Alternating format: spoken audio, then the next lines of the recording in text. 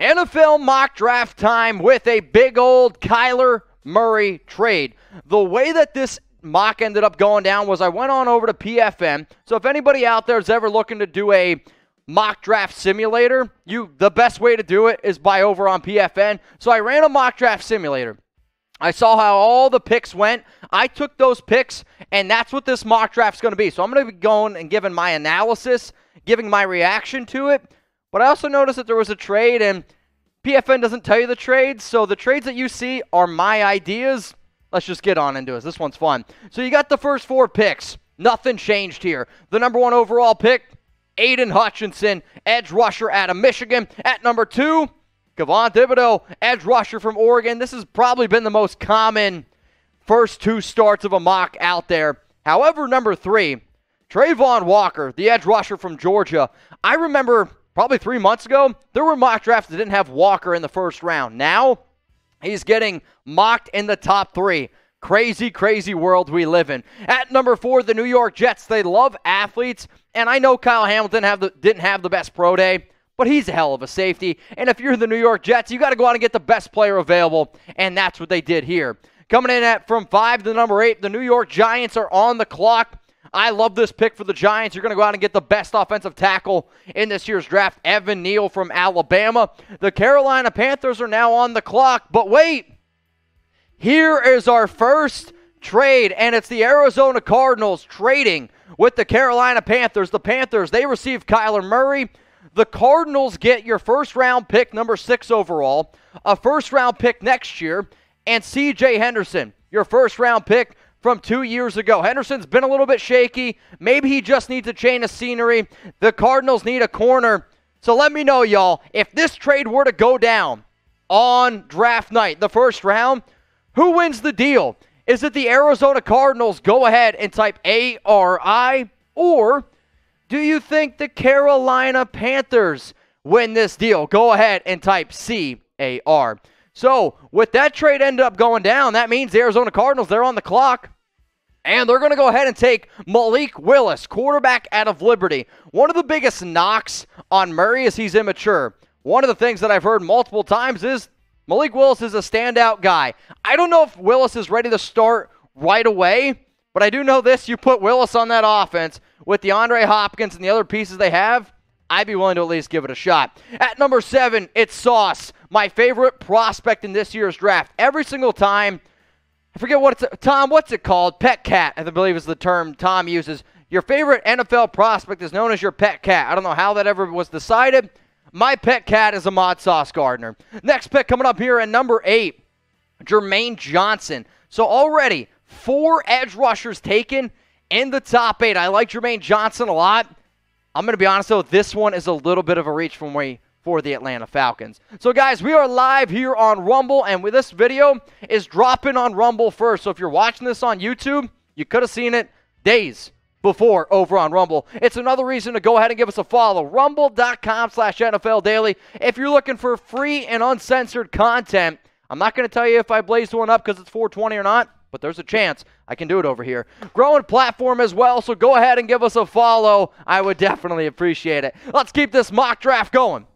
At number 9, the Seattle Seahawks, Jets, Commanders, Vikings. Ikem Ekwonu, one of my favorite offensive tackle prospects out there, fell a little bit to Seattle, and if I was the Seahawks and I was able to get Icky, I wouldn't feel icky about it. I'd really like it. I know, bad dad joke. Let's go to Derek Stingley Jr., number 10 here off the board to the New York Jets. Good cornerback prospect. He is my number 2 as well, and it does make some sense for New York. At number 11, the Washington Commanders, they're going to go with Kenny Pickett. They need a quarterback. You want to try to keep Scary Terry happy? Go out and get the quarterback that I do think is the most ready right away to play in the NFL. At number 12, Jordan Davis, the defensive tackle from Georgia. Usually in every mock draft, the Vikings take a corner. Well, both the top 2 corners are gone.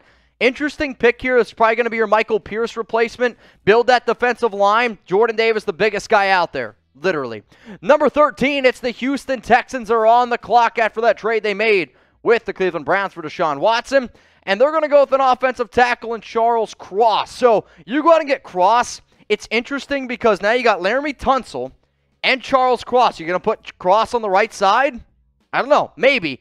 I will say, though, if it works out, it's a pretty solid tackle group there. The Baltimore Ravens are on the clock at 14, but guess what?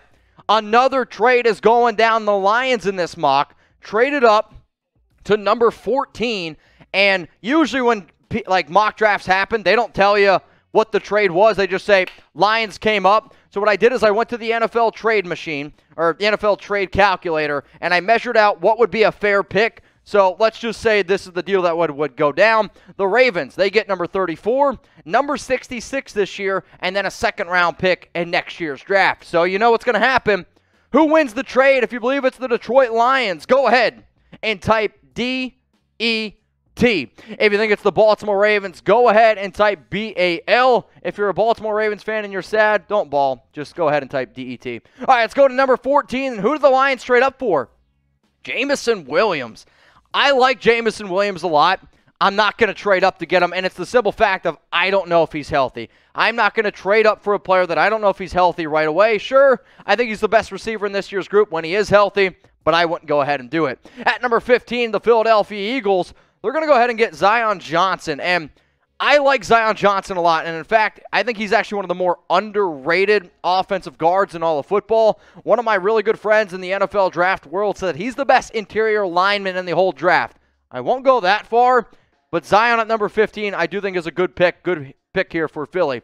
At 16, the New Orleans Saints, they lost Teron Armstead, so they're going to go with Trevor Penning. Trevor Penning, though, is a right tackle. So I'm going to be honest, I'm a little bit confused on the pick here. Maybe they decide to put Penning at left tackle for the mock. If that's the route, though, I wouldn't go ahead and do it at number 16. Guys, you don't have to just watch this mock draft. We're soon going to be actually live for the entire NFL draft. So Tom Downey, Chase Sr., Harrison Graham, the entire Chat Sports team, guys, we're going to just go absolutely insane. We're all 3 days, all 7 rounds. We're going to be drinking beers. We're going to be doing shots of Fireball. We're also going to be giving you guys the picks before you see them on television. So please, hit that sub button. Turn on those notifications because I promise you, you're not going to want to miss our draft party. Let's go to the back half of the first round. You got the Los Angeles Chargers. They're going to go with one of my favorite receivers, if not my favorite receiver in this class. It's Chris Olave. He's not built to be a number 1, but you don't have to be a number 1 with the Chargers. He's going to be a really good number 3 receiver. He just gets open. At number 18, the Philadelphia Eagles, they're going to go with George Karlaftis. I know edge is a need for Philly. I don't like the pick here for Karlaftis. The more and more tape I watch on him, the less and less I think that he should go in the first round. At number 19, the New Orleans Saints are going to go with Matt Corral, quarterback out of Ole Miss. This is another prospect where if he would have been healthy, I think he would be in that discussion of being the number 1 quarterback taken a lot more than what he is. He is banged up, can sit behind Jameis Winston for a year, learn as much as he possibly can, and then go ahead and try to compete next season. At number 20, the Pittsburgh Steelers are going to go with Andrew Booth Jr. He is dealing with a little bit of an injury, but Booth fits like that mean nastiness that I know a lot of Steeler fans are going to like. He only gave up 1 catch this past year of over 20 yards, and in that division, with the quarterback play, Pittsburgh needs to have a solid defense. The New England Patriots, y'all are on the clock, and kind of an interesting pick here. I actually have never done a mock where Daxton Hill has gone in round 1. I've seen other mocks do it, but I've never done one. The safety from Michigan, really intriguing prospect to me. He's getting a lot of hype, and a lot of people who I listen to have Daxton going in round 1. It seems like a New England play. At 22, the Green Bay Packers are going to try to replace Devontae Adams with Garrett Wilson. When you look at a lot of the athletic traits on these receivers, I can make an argument that Garrett Wilson is the best or most athletic receiver out of them all. You put him on that team, is he the number 1 right away?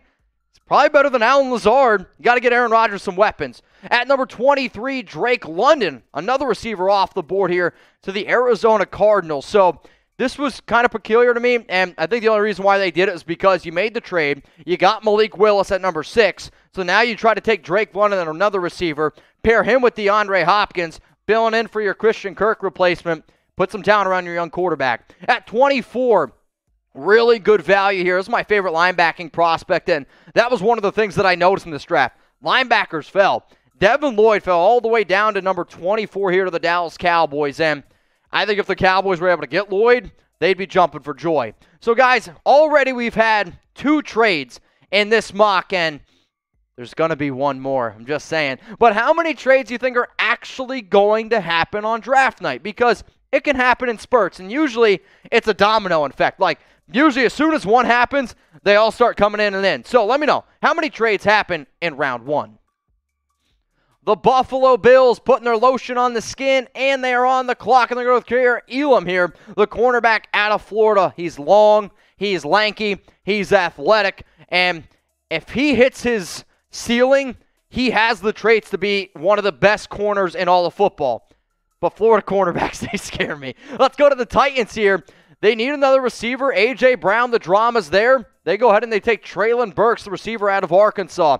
I see him fitting better in the slot, which actually I think helps or fits what Ryan Tannehill's the best at. And he's not afraid to block because of that big frame. That's still going to be a run-first team. The Tampa Bay Buccaneers have a needed defensive tackle. They're going to go with Perrion Winfrey here, the defensive tackle from Oklahoma.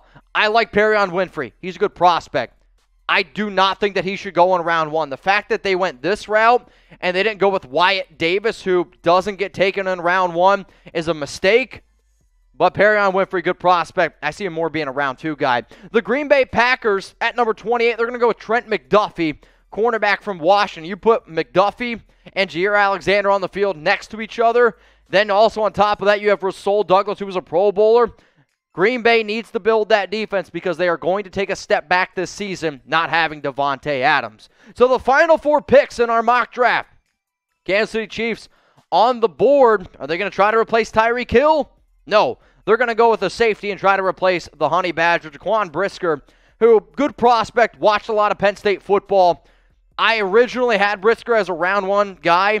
However, now I don't see him as being a round 1 prospect, but he is a good player. Just would not have taken him here. And the Chiefs are on the clock here at number 30, but wait, another trade ends up going down. The Seattle Seahawks, they trade up to number 30.